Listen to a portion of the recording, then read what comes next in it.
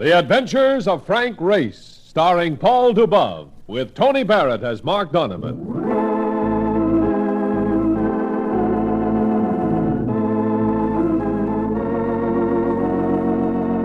The war changed many things, the face of the earth and the people on it. Before the war, Frank Race worked as an attorney, but he traded his law books for the cloak and dagger of the OSS. And when it was over, his former life was over, too. Adventure had become his business. The Adventures of Frank Race. And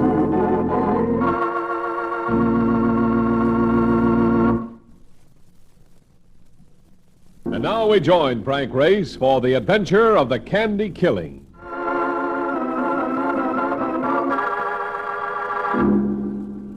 From the railroad station, you could see the full length of the main street. 3 short blocks to where your gaze stubbed itself on a brewery that glowered in the stare of an inquisitive moon. It wasn't much after 8, yet only 15 or 20 cars lined the curb, most of them taking up space in front of a busy spot labeled Finney's Pool Room. All right, so what now? It's a cinch we ain't going to need a cab in this place.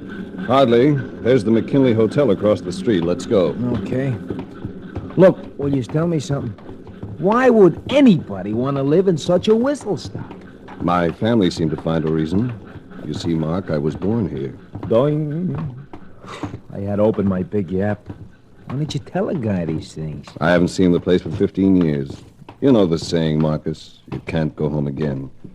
You leave a place with a picture of it in your mind. You go back after a gap of years, it's never the same. It's always smaller, grayer, meaner. Yeah. Well, so this is the hotel, huh? Oh, brother, I'll bet there's a cribbage board in every room. Yes, gentlemen? We'd like a room. And you might tell me if you have a Clifford Raymond registered. Raymond? Yes, room 213. Thanks. Mark, you register for us. I'm going to see if Raymond is in.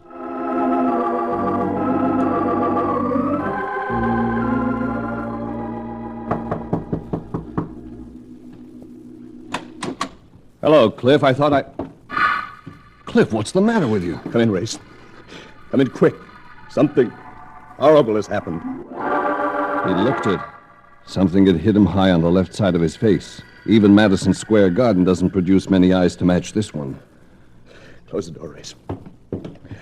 I gotta sit down. Better let me do something for you, Cliff. I guess so. He went over sideways from weakness all the way to the floor. I swung toward the bathroom to soak some towels. But it was a foot that stopped me. A woman's foot, a foot and an ankle, with the rest of her on the other side of the half-open closet door. All the wet towels in the world wouldn't have helped this girl. Her purse, spilled open, lay alongside her. It held a powder puff and lipstick. There was also a few coins and a folder of matches that I picked up. The matches had come from some spot called the Circle. Dead, isn't she? Yes. Race, I gotta get away. We better talk it over, Cliff. Running is never the right answer. I can't stay here, Race. Somebody will come, and if I'll talk to you, Race, but get me out of here, will you?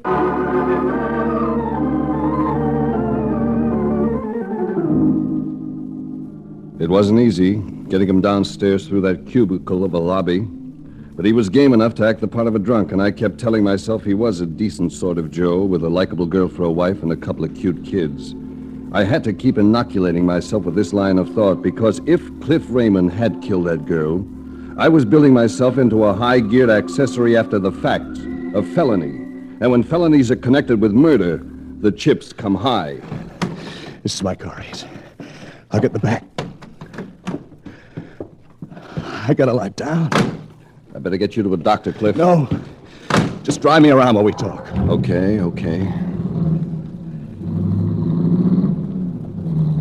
Who was that girl, Cliff? Candy Manson. Did she live in town? Yeah, she lived here. Somebody shot her.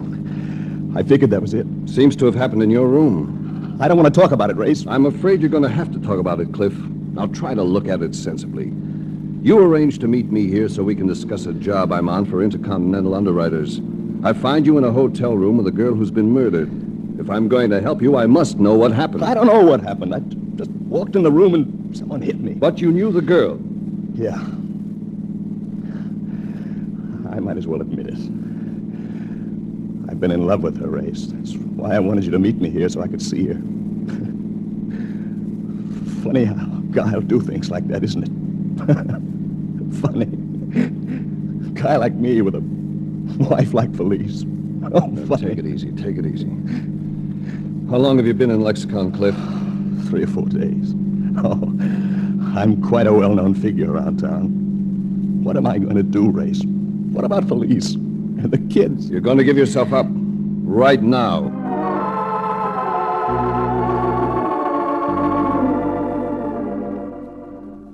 Police headquarters, a stubby brick building next to a rundown theater. We were turned over to a man with eyes that made me think of drill tips, Garrison, chief of police. He listened to us without interrupting, and his first question was addressed to me. What's your stake in this? I'm an investigator, also an attorney, licensed to practice in this state.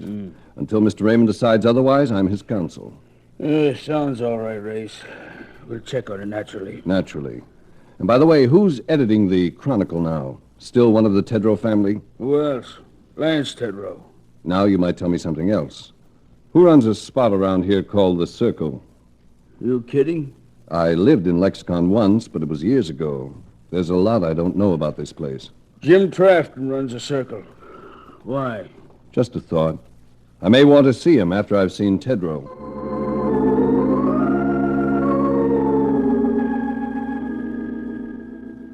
Lance Tedrow. He and I had kicked around together in high school. Jim Trafton had been one of the gang, too. Finding the Tedrow house again brought me a nostalgia that was almost an ache. Big, old-fashioned, lawns like putting greens. The Tedrow place. Frank, this is great. I couldn't believe it when they told me you'd called. Let's pour a few for old time's sake. I'll take a rain check on that, Lance. I only came for a few minutes to ask you to suppress some news. Suppress some news? I imagine you already know about the Manson girl's murder. Oh, yeah, I got 2 of the boys working on it now. Cliff Raymond's a friend of mine. I'd like to keep the news out of the Chicago papers. It would mean a lot to me. He has a nice wife, a couple of cute kids. Oh, it's not hard to say yes to that. I'll have to break it locally, though. Of course. Okay, now I said yes to you, and you're going to say the same about those drinks. Not tonight, Lance, but I'll make it tomorrow. No kidding.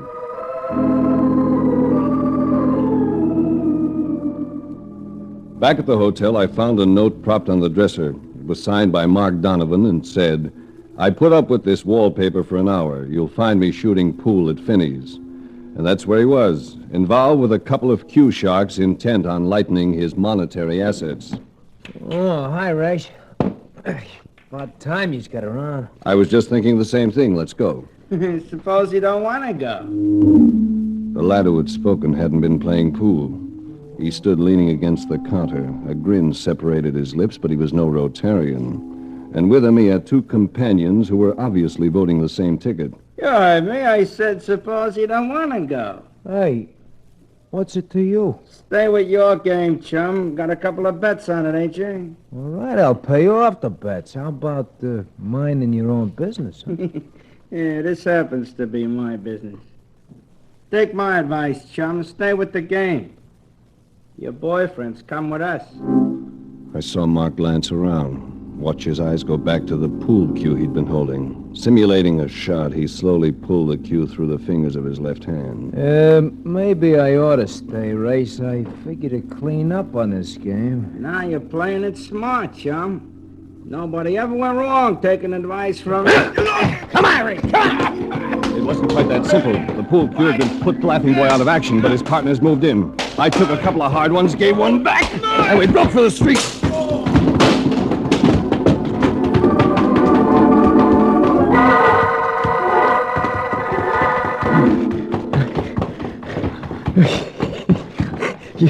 You know, Race, I'll never forget that guy's kiss. He was so busy being tough, he leaves himself wide open. I'm telling you, he won't straighten up for a month. You're quite a man with a pool cue. Yeah, Natch. But, look, what goes anyway? I thought this was your hometown. Cliff Raymond's in a jam, Mark. The girl's been murdered, and I think he's being framed for it. That scuffle was probably the first move to brush me out of the picture. In the little old hometown? What do you know? It can be a tough town on the wrong side of the tracks, Mark. It's always been that way. Yeah. Well, where are we going now? Huh? To find a place called the Circle. I have a feeling it'll present a fancy front of some kind with an inner sanctum dedicated to the goddess of chance.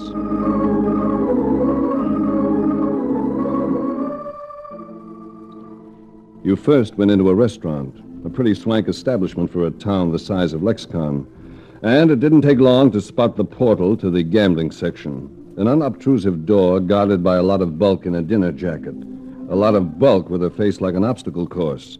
But before I had a chance to try diplomacy on him, the portal opened and a man came out.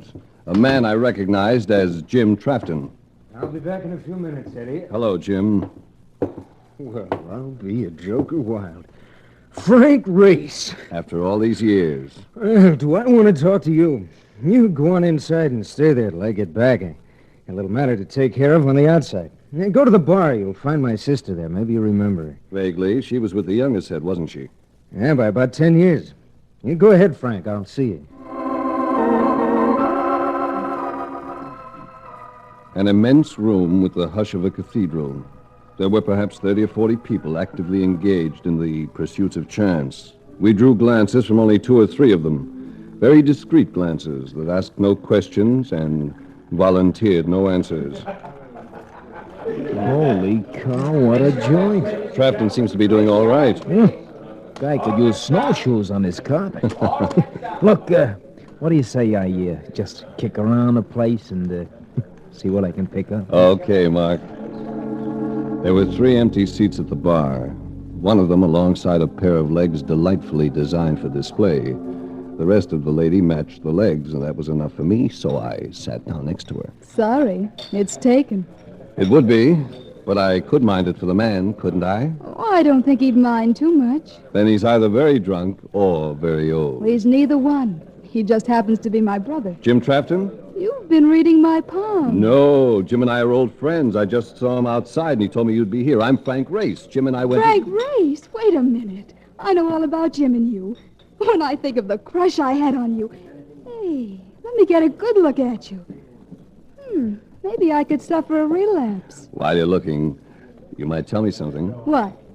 Does Jim know Candy Manson? Candy Manson? Why? She's been murdered. Oh, you're not serious. Deadly serious. What kind of a girl was she, June? Oh, sweet. Kind of crazy, maybe, but sweet. What are you talking about, chick? Well, I'm talking about... Jim, do you...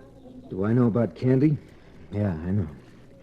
I know something else, too. 3 characters just cracked the jail wide open, killed one of the guards, and turned loose the guy they were holding for Candy's murder. I didn't wait, not even for Mark. I just headed for the door, but I'd barely hit the street when... Just a moment, you! It was Garrison, chief of police, crawling out of a black sedan. He stood in the gutter, swayed for an instant, then leaned against the car. In the light from the marquee, I could see he'd been shot. I get one break tonight anyway, running into you. All right, get up against that wall. Take it easy, Chief. I had nothing to do with that jailbreak. No? Let's see if you're still saying that 30 minutes from now. He lurched clear of the car, and I caught the glint of a pistol in his hand. Here was a man enraged, feverish, half out of his head. I started easing back toward the haven of the Circle's doorway. You heard what I said? Get up against the wall. Make one more phony move, I'll blast you. You're off base on this, Chief, but I'm not going to argue with you. I'm just going to...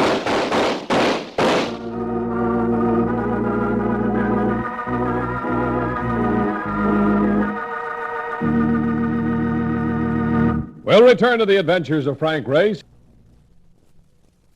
And now, back to the adventures of Frank Race.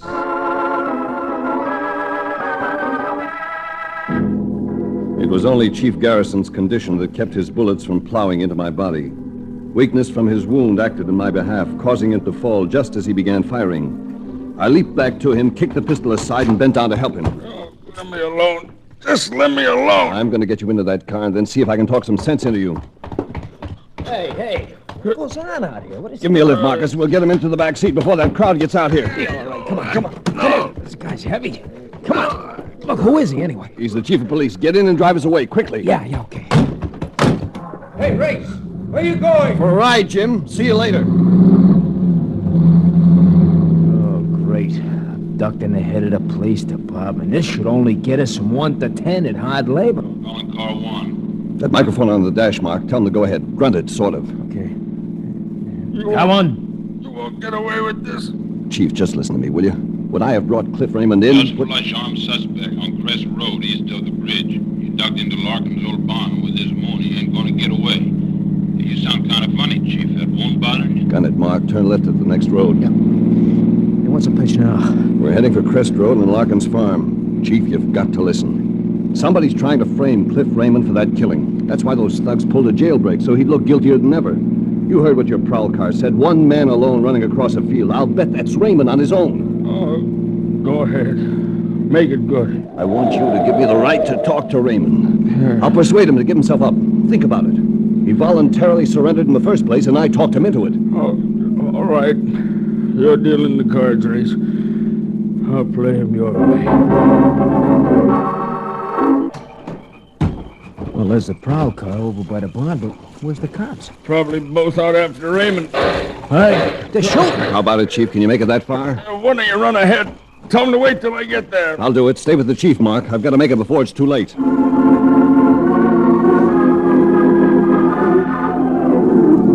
still said won't do no good. That guy's holed up in there, and we're going to have to kill him to get him out. You're sure it's Cliff Raymond? Positive. Tompkins got a good look at him. Then he'll come out peacefully. Here's the Chief now. What about this, Angelo? It's Raymond, all right. He's got a 45. Seems to know how to use it, too. Let me take over, Chief. Oh, it's on your own head, Race. I'm not worried. He'll come out.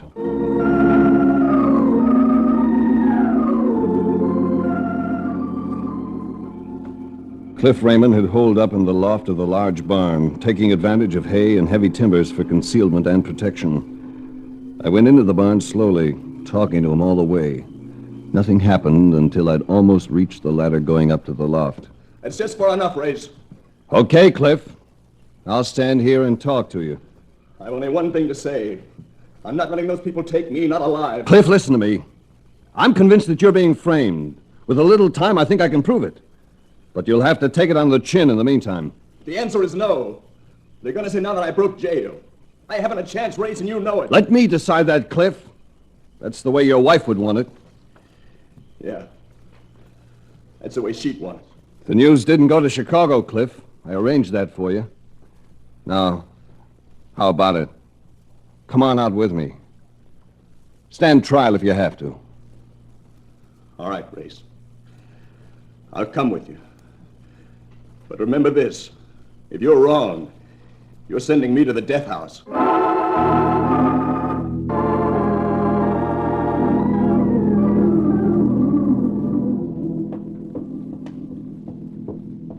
Hello, Race. Care for company? In this case, there's nothing I'd like better. Rather early in the day for scotch and sodas, isn't it? Believe it or not, it's necessary therapy. Late last night, I took a man's life in my hands. Now I'm not so sure I know what to do with it. Cliff Raymond?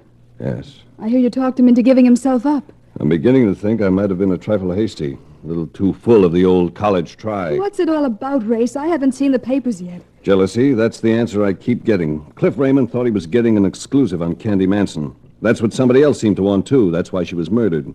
When Raymond walked into it, he was slugged. But why all this after effect? Why didn't the killer just let everything lay? I've been wondering about that. Look at the trouble you've been getting. That could stem from the fact that Cliff and I were seen leaving the hotel last night. I know the clerk spotted us. Ralph Bowers, little fellow, sandy-haired. That checks. And so do the possibilities. He could have seen the killer go in and out, too. I think I'll pay this Bowers a visit. Probably won't be on duty now. Care to help me find him? June Trafton, Private Islet.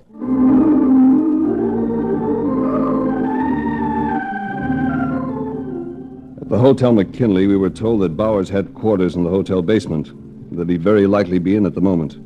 Went down to a corridor with all the warmth and cheer of a cold storage bin. This must be the door. Shall I knock? Go ahead.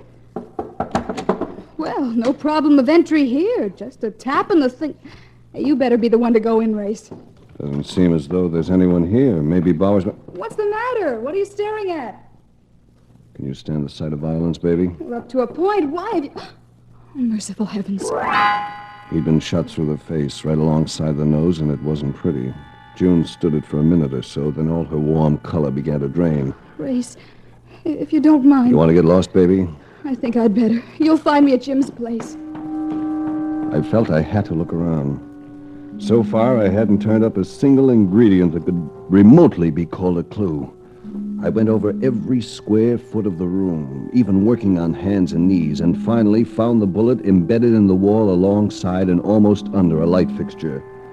A .32 caliber slug. I dug it out of the plaster and dropped it into my pocket. At the same instant, the door opened. Well, if it ain't the busy little beaver. It was the laughing boy of the pool hall, gripping a .45 that looked like a bazooka and wearing the new look, a snarl. It was a moment when the Luger under my armpit offered no comfort in the least. You're just naturally a nosy guy, ain't you? Happens to be my business. I got news for you, chum. As of now, you're going out of business. Come on. There were 3 more of them in the corridor, and it suddenly came over me that this was no charade.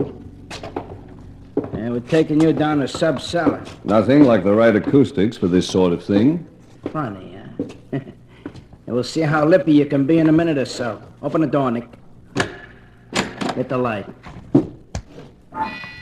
A yellow glare lighting up a tomb. That's the way that light and that sub-cellar looked to me. Laughing boy gave me a shove, and I started down the steps in front of him. And this was his mistake, because in the middle of the steps, I suddenly sat down, letting them spill over me. I had the Luger out now and got a line on that light.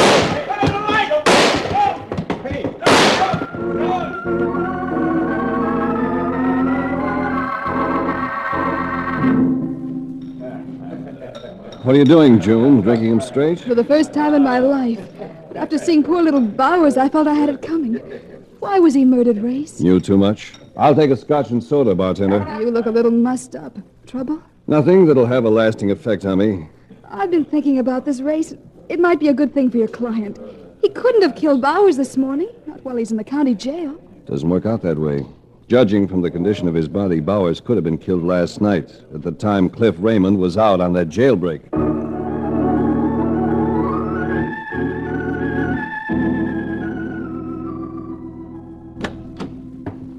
Well, there's nothing like solid comfort. And why not? You ain't been around all day, so I thought I'd stretch out on this bed and catch up on my reading. And for a small-town newspaper, this one ain't bad, chum. You got a beautiful account of that kid's killing. Here, I will read. Listen to this. Murder stalked the corridors of the McKinley Hotel last night, claiming the life of Candace Manson, local secretary and winner of last year's countywide beauty contest. Miss Manson's body was discovered in the rooms of Clifford Raymond, now held on suspicion of having committed the crime. The victim was wearing a simple skirt, a matching wool sweater. Her purse, which had been spilled open, contained only a lipstick, a powder puff, a folder of matches from a well-known local night spot, and a sum of 13 cents. Very well rendered, Marcus. Well, wait a minute. Don't rendered mean torn apart? Any calls? Yeah, Jim Trafton. Wants you should call him right away. He's forming a citizens committee to stop these murders. He wants you at his office at 4. I'll make it if I can, but I want to go down to the paper and get some information from Lance Tedrow first.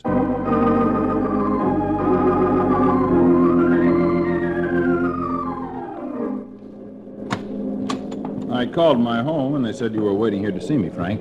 Yes, Tedrow, Oh, you got Jim and June with you. Yes, we're here. Hey, I thought you were coming to our meeting. Coming here seemed more important to me. I hope these people appreciate your newspaper, Lance. That account of Candy Manson's death was great. Thanks, I did it myself. Gave me the solution to her murder. You're kidding. When did you first go to Cliff Raymond's room and see Candy Manson's body? As soon as Chief Garrison notified me of the crime? Which was after Raymond and I had notified the chief. I guess so. You wrote in your account that the girl's purse held a lipstick, a powder puff, a folder of matches, and 13 cents. A reporter's memory. Took a look around and wrote that several hours later. You wrote it from memory, all right. But it must have been the memory of having been there when she was murdered. Because I picked up that folder of matches when I found her and carried it away with me. That's a lot of fluff. What could you do with a story like that? The story might be fluff, Tedrow, but this isn't. A .32 caliber automatic fired recently. I found it here in your desk drawer while you were away. Both Candy Manson and Ralph Bowers were killed by a .32, and Chief Garrison has the bullet that got Bowers. I'm betting they match up. So you found a gun. Well, here's another one, a 38. I'm all right, June. We'd better get Tedrow's arm bandaged. He's going to need it to write a confession.